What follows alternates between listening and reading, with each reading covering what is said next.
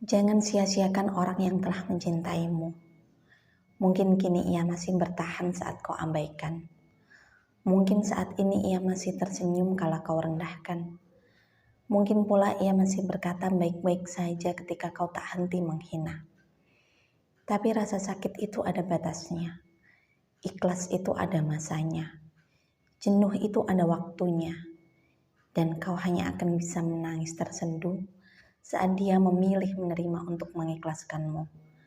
Pergi meninggalkanmu karena untuk bertahan pun ia sudah merasa tak mampu. Sujudmu tak akan lagi berarti baginya, karena sakit itu telah membekas membakar ingatannya. Jadi kau yang bernama Najwa, apa kau tak malu dengan umurmu yang masih belia ini menjadi simpanan suami orang? Atau indahnya cinta telah membutakanmu, hingga hanya suamikulah yang nampak berkilau di sana? Asal kau tahu, dia, lelaki yang kini kau anggap sebagai sandaran hati itu, telah berjanji untuk kebahagiaan dunia dan akhiratku.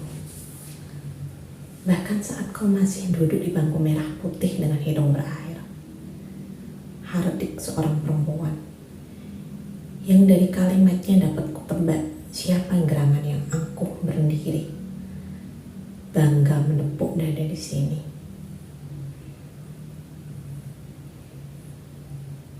Terpaku, aku menatap dirinya yang hadir, berdiri tegak dengan lautan bara.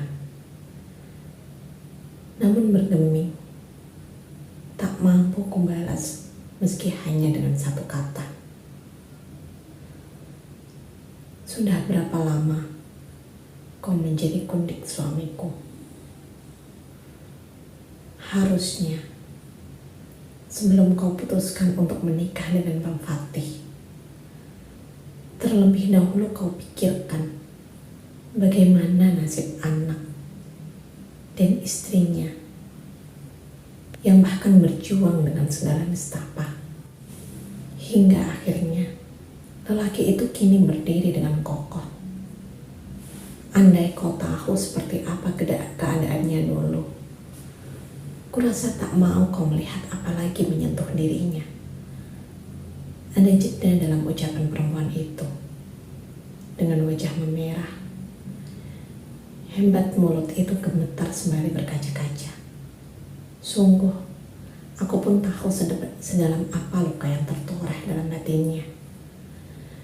Dengan dada membuncah naik turun, jelas menandakan akan besarnya gelombang amarah, juga kecewa yang kuat terpatri di kedalaman sana. Panjang, perempuan itu menghela nafas sebelum akhirnya pelan menghembuskan. Rapat ia menangkupkan kelopak netra hingga butiran bening mulai menetes menyeruak dari setiap sudutnya. Dulu dia bukanlah siapa-siapa. Aku menerima lamarannya dengan tangan terbuka, bahkan dengan setia menemani dan memberi dukungan. Tertatih kupapah langkahnya, meski dengan perut berdering, tak henti menguatkan kala dirinya berada di ujung keputusasaan. Meski hanya ruangan sempit, satu peta yang dia persembahkan sebagai balasan. Tempat berteduh dari terik matahari, juga dari deras air yang menetes ke bumi. Bukan hanya tempat tidur, bahkan tamu pun duduk di lantai yang sama. Di ujung ruang terpasang tirai sekitar 1 meter yang kami pergunakan sebagai dapur. Bukan, sebenarnya hanya meja kecil sebagai tempat kompor dan beberapa piring. Lirih perempuan itu hancur, tak henti menepuk bagian tengah dada. Jauh manik itu menerawang, seakan kembali melihat akan pedihnya masa yang pernah dilalui. Pilu Tubuhnya lunglai jatuh tak berdaya di atas dinginnya lantai. Ku coba memapahnya agar kembali tegak di atas kedua kaki. Namun, dengan sangat kasar perempuan itu menepis. Kuat menghempaskan hingga aku terpelanting, tersungkur di sampingnya. Mundur, ku beringsut tanpa sekejap pun mampu membalas tatapannya. Dalam tertunduk, menatap umbin yang terlihat semakin samar tak terbentuk. Andai maaf bisa berarti, maka akan kuucapkan meski tanpa henti. Andai sujud bisa berguna, maka sanggup kucium kakinya meski sampai ajal tiba. Bila saja aku mau, bila saja aku bisa meminta, maka lebih baik tak ku kenal Bang Fatih, apalagi jatuh cinta padanya. Namun, rasa itu datang tiba-tiba, tanpa izin merasuk, mengoyak kesucian hatiku. Benar bila ada yang mengata, cinta tak bisa memilih untuk siapa dia akan melabuhkan rasa. Karena itulah fitrahnya. Pun begitu dengan diriku, yang tak mampu mengelak meski ribuan kali mencoba mengabaikan kehadirannya. Hingga keangkuhanku runtuh tatkala Bang Fatih mengucap janji akan menikahiku, menanggung kebahagiaan untuk dunia juga akhiratku, menjadikan diriku yang kedua dengan dalih andil secara lahir juga batinnya. Meski itu berarti aku harus rela menerima takdir untuk berbagi raga yang sama dengan istri pertamanya. Maafkan aku, Mbak. Sungguh, tak ada sedikit pun niatku untuk merebut Bang Fatih, apalagi merusak kebahagiaan rumah tanggamu. Namun, tak henti Bang Fatih meyakinkanku untuk menjadikan diriku madumu, dan ucapku terhenti. Kasar, tangannya mulai menarik kerudung yang kukenakan hingga terlepas dari kepala. Tertegun aku menatap, tak menyangka akan sikapnya yang begitu kasar. Bukankah semuanya ini bisa dibicarakan? Mbak, rintihku pilu, mencoba meraih kerudung dari genggamannya. Namun, dengan tangkas perempuan itu melempar sebelum aku mampu mengambilnya.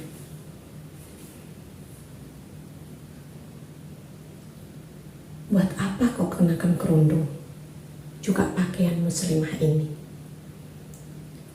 Bila adab sebagai seorang insan pun secuil tak kau pahami. Bukankah dalam Islam jelas tertulis untuk meminta izin bila hendak memakai milik orang lain? Namun apa yang kau lakukan? Dengan sengaja kau mencuri milikku, bahkan menuliskan hakmu di antaranya. Cerca perempuan itu sinis, mencoba menusuk hatiku dengan telunjuk tangan juga ketajaman lidahnya. Hancur, ku tutup wajah dengan kedua tangan. Sungguh, aku merasa hina, dikuliti tanpa henti seperti ini. Lantas salahku di mana? Aku telah mencoba menolak meski berakhir sia-sia. Aku juga tidak berzina. Namun, mengapa aku harus dihujat sedemikian rupa? Apakah hukum Allah begitu hina di hadapan manusia? Bukankah seorang lelaki bisa memiliki istri lebih dari satu, asal adil untuk semuanya? Jika berbicara tentang luka, aku pun merasakannya. Bahkan siap malam harus kulalui senyap sendiri dalam keheningan.